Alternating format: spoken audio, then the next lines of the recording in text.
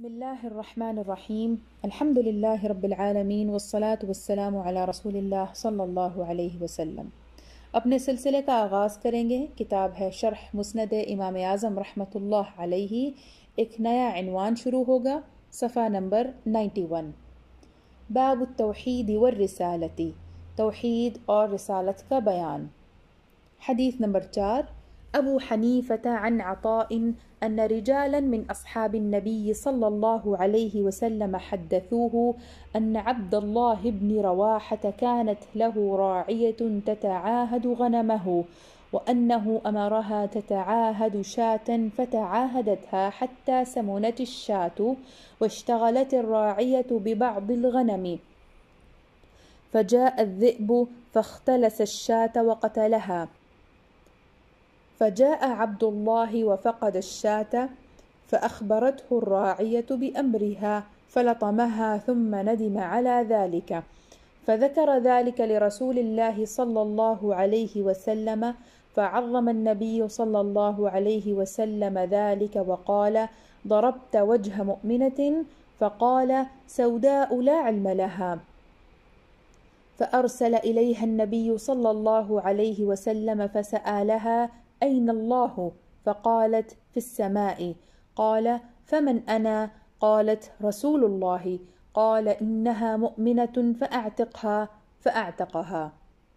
حضرت عطاء رضی اللہ عنہ سے مروی ہے، آپ کو نبی اکرم صلی اللہ علیہ وسلم کے کچھ اصحاب نے خبر دی کہ حضرت عبداللہ ابن رواحہ کی ایک لونڈی تھی جو ان کی بکریاں چرایا کرتی تھی، اور حضرت عبداللہ ابن رواحہ نے اس لونڈی سے بکریاں چرانے کا معاہدہ کیا ہوا تھا۔ لونڈی نے معاہدہ نبھایا حتیٰ کہ بکریاں خوب موٹی تازی ہو گئیں۔ ایک دن لونڈی کچھ بکریوں کے ساتھ مشغول تھی کہ ایک بھیڑیا آیا اور ایک بکری اچک کر لے گیا اور اسے مار دیا۔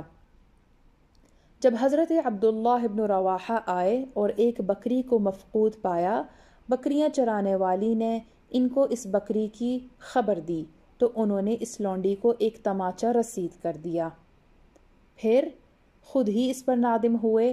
حضرت عبداللہ ابن رواحہ نے اس بات کا ذکر رسول اللہ صلی اللہ علیہ وسلم سے کیا تو نبی اکرم صلی اللہ علیہ وسلم کو یہ امر ناگوار گزرا اور فرمایا، تو نے ایک مؤمنہ کے چہرے پر مارا۔ عرض کی، اس کالی کو ایمان کا کوئی علم نہیں ہے۔ نبی اکرم صلی اللہ علیہ وسلم نے اس لونڈی کو بلوایا۔ جب وہ آئی تو نبی اکرم صلی اللہ علیہ وسلم نے اس سے پوچھا، اللہ تعالیٰ کہاں ہے؟ اس نے جواب دیا، آسمانوں کی طرف۔ فرمایا، میں کون ہوں؟ اس نے جواب دیا، آپ اللہ تعالیٰ کے رسول ہیں۔ آپ صلی اللہ علیہ وسلم نے فرمایا، یہ مومنہ ہے، اس کو آزاد کر دو۔ تو حضرت عبداللہ ابن رواحہ نے اسے آزاد کر دیا۔ حدیث کی شرح۔ حضرت عبداللہ ابن رواحہ انصاری خزرجی ہیں اور نقباء میں سے ایک ہیں۔ عقبہ، بدر، احد، خندق اور ان کے علاوہ غزوات میں شریک ہوئے سوائے فتح مکہ کے۔ آپ 8 ہجری کو یوم مؤتہ میں شہید ہوئے۔ آپ بڑے شعراء میں سے ایک تھے۔ یعنی جب حضرت عبداللہ نے اس جاریہ کو تماچا مارا تو اپنے اس فعل پر بہت نادم ہوئے اور اس کا ذکر نبی اکرم صلی اللہ علیہ وسلم کے سامنے کیا تو نبی اکرم صلی اللہ علیہ وسلم نے اس کام کو جو ان سے صادر ہوا تھا اور جس میں ملازمہ کا جرم بھی نہیں تھا بہت اہمیت دی تو نبی اکرم صلی اللہ علیہ وسلم نے فرمایا کہ تم نے ایک مؤمنہ کے چہرے پر بغیر اس کے کسی جرم کے تماچا مارا۔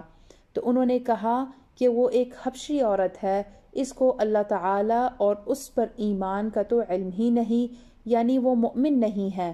تو نبی اکرم صلی اللہ علیہ وسلم نے اس ملازمہ کو بلایا تو وہ آپ صلی اللہ علیہ وسلم کے پاس حاضر ہوئی۔ نبی اکرم صلی اللہ علیہ وسلم نے اس سے پوچھا، اللہ کہاں ہے؟ یعنی تیرا معبود اور الہ کہاں ہے؟ اس نے کہا کہ آسمان میں۔ یاد رہے کہ اللہ تعالیٰ مکان، زمان اور تمام جہانوں کے حوادث سے منزہ ہے۔ آسمان کی طرف اس کی اسی طرح نسبت کی گئی جس طرح خود اللہ تعالیٰ فرماتا ہے، قال تعالی وَهُوَ الَّذِي فِي السَّمَاءِ إِلَٰهٌ وَفِي الْأَرْضِ إِلَٰهٌ. سورة الزخرف آیت نمبر 84. وقال عز وجل وَهُوَ اللَّهُ فِي السَّمَاوَاتِ وَفِي الْأَرْضِ. سورة الانعام آیت نمبر 3. پھر نبی اکرم صلی اللہ علیہ وسلم نے پوچھا میں کون ہوں؟ اس نے کہا کہ آپ صلی اللہ علیہ وسلم اللہ تعالیٰ کے رسول ہیں.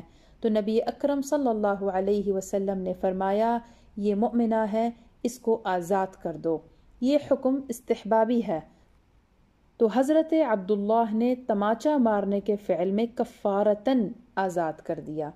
حاشیہ میں ذکر ہے شرح الملا علی القاری رحمۃ اللہ تعالی علیہ علی مسند الامام الاعظم ذکر اسناده عن عطاء رحمۃ اللہ تعالی علیہ صفحہ نمبر 157-158. خلاصہ، اگر اللہ تعالی آپ کو کسی کا مالک بنا دیتا ہے تو اس کے حقوق پورے کرو، اور جو جرم اس نے نہیں کیا اس کی سزا اس کو نہ دو، اور جو کیا ہے اس کو معاف کر دو.